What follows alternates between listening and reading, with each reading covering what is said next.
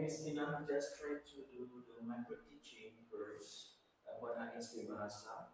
How do you deliver this one from introduction to the giving the exercise to the students, complete with the interaction and also with the instruction to the students to do some activity in the class. Okay, so okay, my students. So today, because we will go to our ISP Bahasa, so Miss Kinan will use my Bahasa.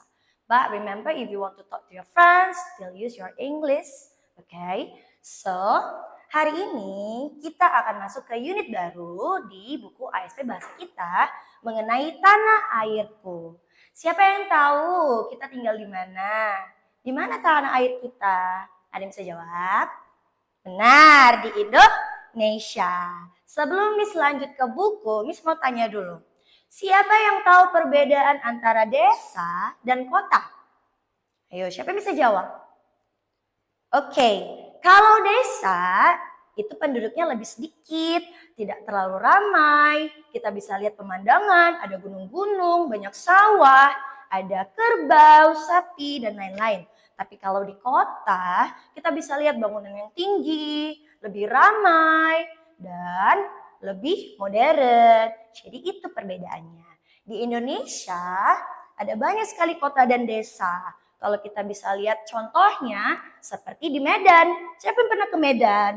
Lihat, ada banyak lapangan merdeka. Di dekat lapangan merdeka ada pos blok, ada mall besar, ada Promoro. Nah, itu kita sebut sebagai kota.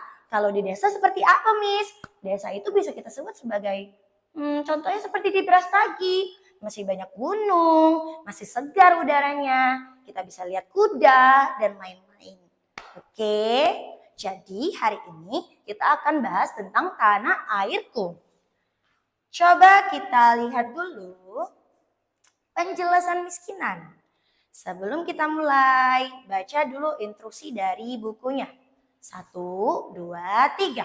Lengkapilah kata sesuai gambar. Warnai gambarnya dengan rapi. Coba lihat. Ada gambar apa ini?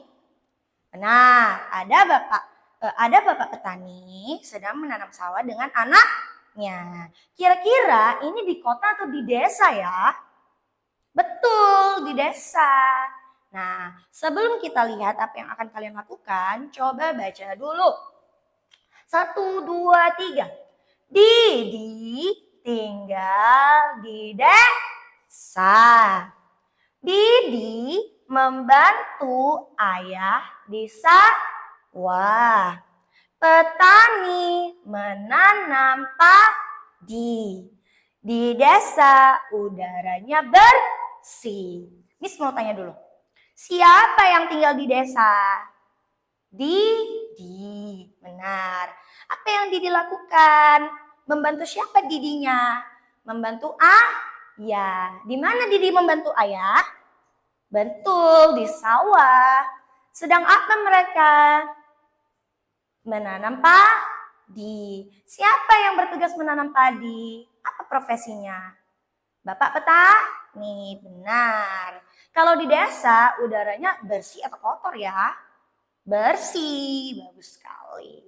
Jadi nanti anak-anak Miss silakan isi titik-titik yang kosong. Contoh seperti desa. D-nya sudah disebut berarti tinggal SA, sa. Desa. Terus sisanya nanti kita kerjakan. Jangan lupa dieja kalau tidak tahu. Lanjut halaman selanjutnya. Baca dulu instruksinya. Lengkapi tulisan dengan huruf yang sesuai. Pasangkan nama gambar dengan tulisannya. Oke, kita lihat. Pertama, ada gambar apa ini? Kota, betul. Kedua, gambar apa ini? Betul, bendera. Ketiga, gambar desa. Sekarang kita isi dulu titik-titik yang belum diisi. Contoh nomor 1, ada ben, ben. Kira-kira ini jadi kata apa? Okay, so Miss Tina, when you explain the lesson just now, yes, the introduction, you give a story, little story or little introduction, short I mean, about the differences between desa and kota. But what you did is more to be oral explanation. Yes, where you ask the students to imagine, to make the imagination from your explanation. We expect that they can understand, they can make difference between, oh, this one is village and this one is city. In fact, this one is not enough. So you have to give basic, I think, because they imagined, they can make the imagination more about the the object they can see. Yeah, that they can see. Maybe we can show the picture. This one is desa, this one is kota.